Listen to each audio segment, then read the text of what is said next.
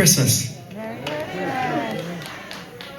So I'm tasked with playing the oldest song of the evening here, and it was penned in 1580, and we still haven't forgot it. But it was called "Ye Lady Green Sleeves," and 300 years later, after that, they made it into a Christmas song. What child is this? So here we go.